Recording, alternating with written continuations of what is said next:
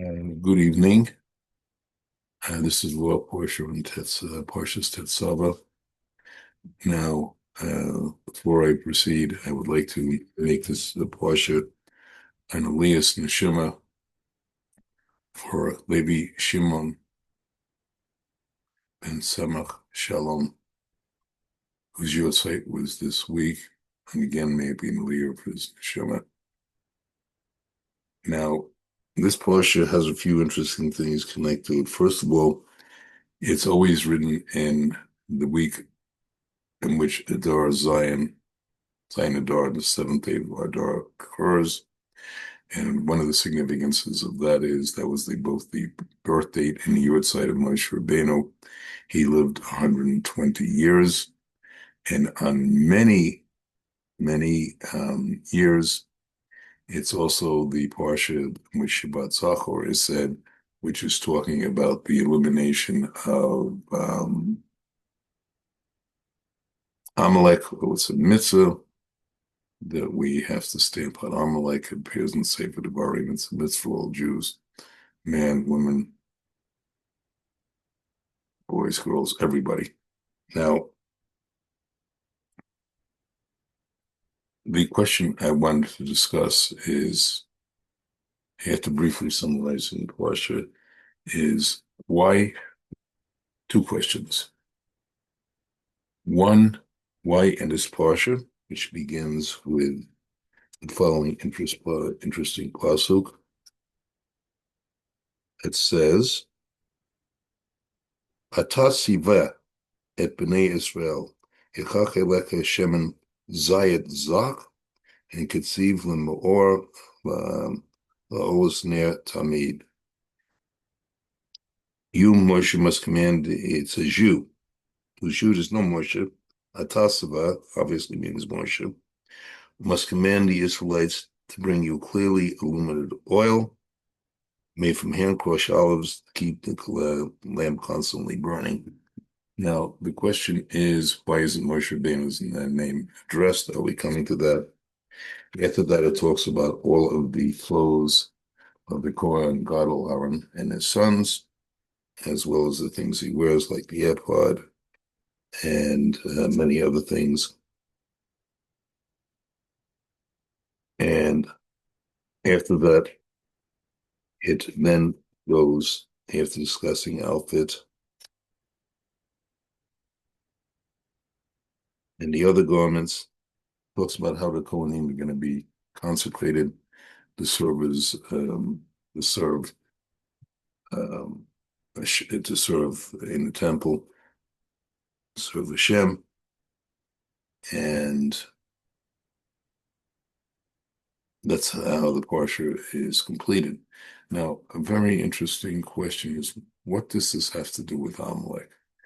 Because this week is this is the parsha this year, Shabbat Zachor Amalek. Now, first of all, what does Amalek represent?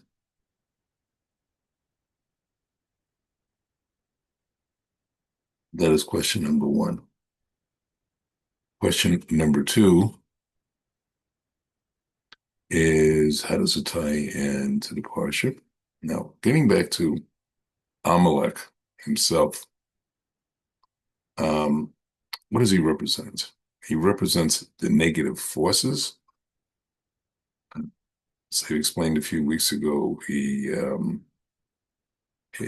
says in the Gemara that Hashem knew that Haman, Amalek's descendant, was going to try to destroy the Jews. He knew this 2,000 years before creation, at the time the Torah was written. And of course, Hashem knows everything. Why was this one specifically mentioned? Because it's so intrinsic to the whole of creation that Amalek is one of the major negative forces. And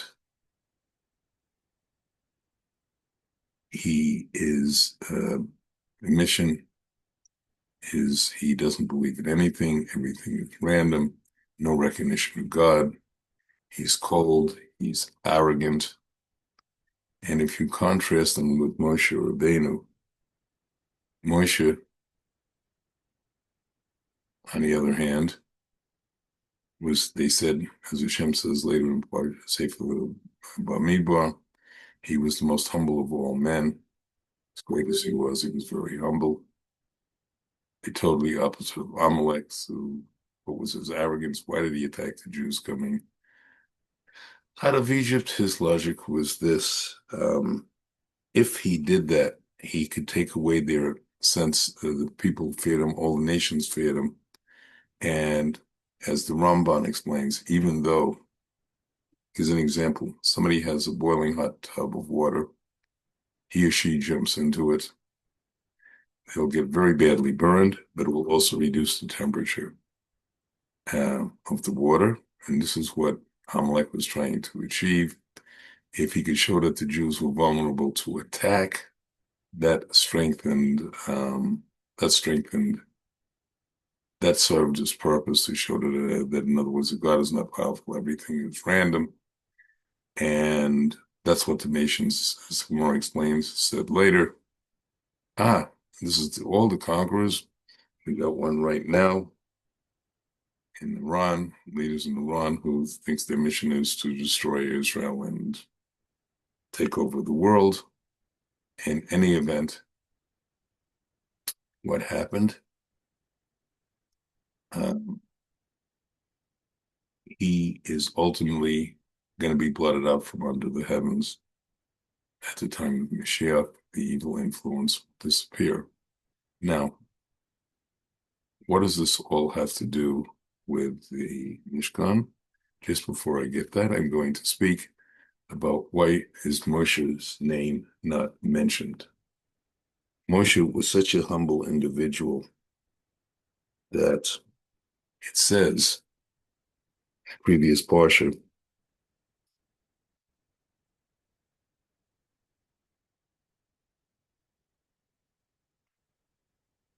in a Parsha depth,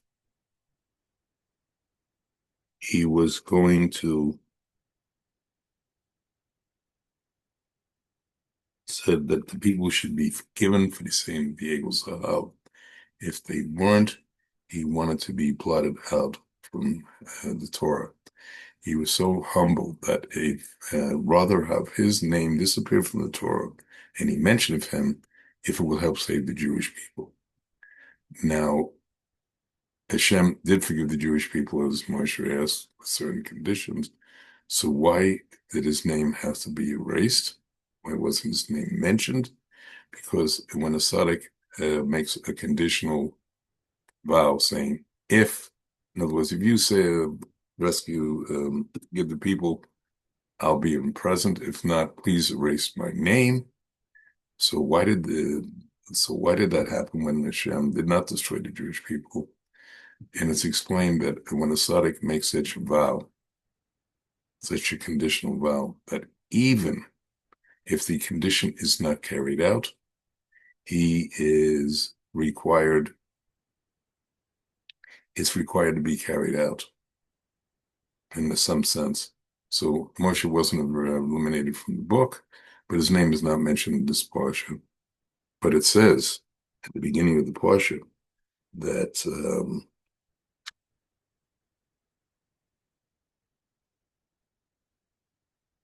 Manning says right in the beginning of the parsha, the word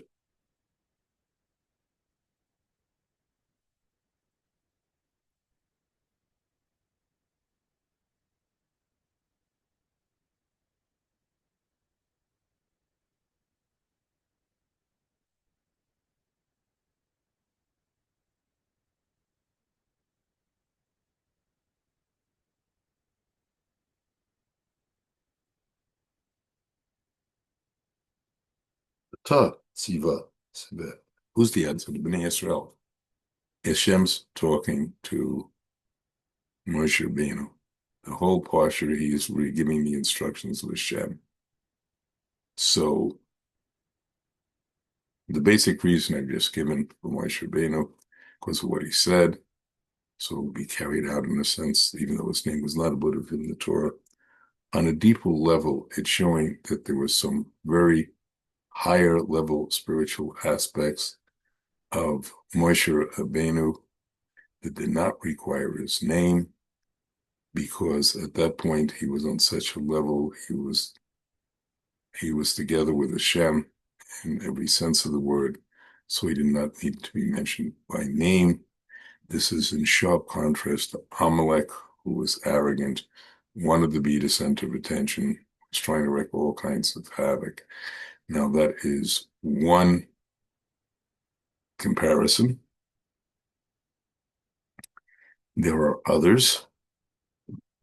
Now, if you look, the whole Mishkan sanctuary for Hashem was made to atone for the sin of the Egel Zahav, the golden calf. That was one thing they were asked to do. And it's too detailed to go into now, but both last week's Parsha and this week's Parsha, all the different things in the Mishkan, construction Mishkan, are acting as an antidote to that, but it's also acting as an antidote to Amalek. Just before we get to that, Moshe also telling us that when we are at a higher level, not the level Moshe Rabbeinu, we should explore ourselves and see what negative traits we have so that we can eliminate the Amalek factor in us.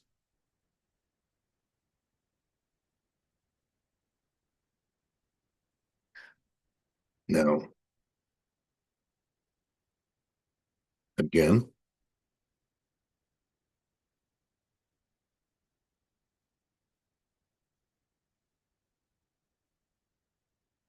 what is that a cure for?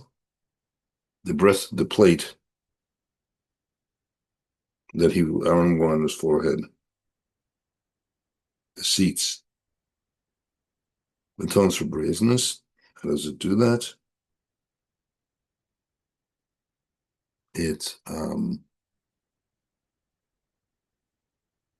by Aaron having his focus on it all the time. Just like when men wear tefillin, they have to focus on the tefillin all the time. It always keeps Hashem in their presence, and they'll never go down the Amalek path.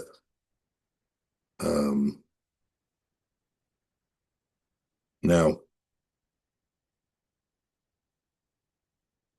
this is a way of defeating Amalek. How does this work? Because it says that when we read the command, mitzvah, the command of wipe out Amalek, the gematria of it, Asisa tzitz zahav tahor, to make a plate of pure gold, is identical to the numeric value of Reshit Goyim Amalek. Amalek was the first of peoples. This is when Bilam is giving blessings to the Jewish people against his will. And at that level, it's acting as a direct refuah. Another one, cure. Another one is the menorah. Amalek represents darkness. He represents a fake doubt, and I'll explain how that works. If you look at the word safek, doubt, it does not appear anywhere in its nach. Now, there is one word, safek, that means some kind of weaving tool, but that's not what I'm talking about. I'm talking in the terms of the word doubt, uncertainty, and it's a principle. There's many teachers brought this down. I heard this one from Rav, brought down by Rav Moshe Shapiro, Zigon Sadek Lapraka, that even said by people before him also, where everything has to appear in the Torah. So where does Amalek appear? Where does Safek appear? The gematria of Safek 240 is the same as Amalek. That's also got a gematria of 240. And that's where it appears in Chumash is doubt, safek. And it's also, he has a principle, anything appears in Chumash appears in Maaseh Bereshit. Now, in Maaseh Bereshit, whereas Amalek, I'm not talking about Aman, there's an allusion to him too. I'm talking about Amalek, his ancestor. Where is the reference? It's in the eighth of Das, of Tov and Ra, the tree of good and evil, where good and evil got mixed after Chava and Adam ate from that fruit, which, by the way, was not an apple. It was either a tamar or an ethrog. There's different opinions on that. And that's what created doubt. And that's what Amalek represents. And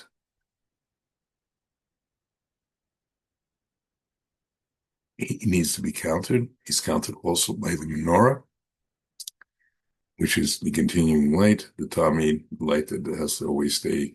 Aaron's commanded to always keep, and his sons to keep lit in the Mishkan, and that represents light, which is the total holy light, which totally contradicts Amalek, who represents the forces of darkness. And in the golden plate, the seats, that's one way. The Or is another way. Or, and may we, in the merit of all this, keep this in mind, keep the holiness, keep the Torah and mitzvahs, and go against our own self-doubt, our own Amalek. And we should also keep in mind that Hashem is running the show. And even though there's amazing events occurring as recording this, may we all merit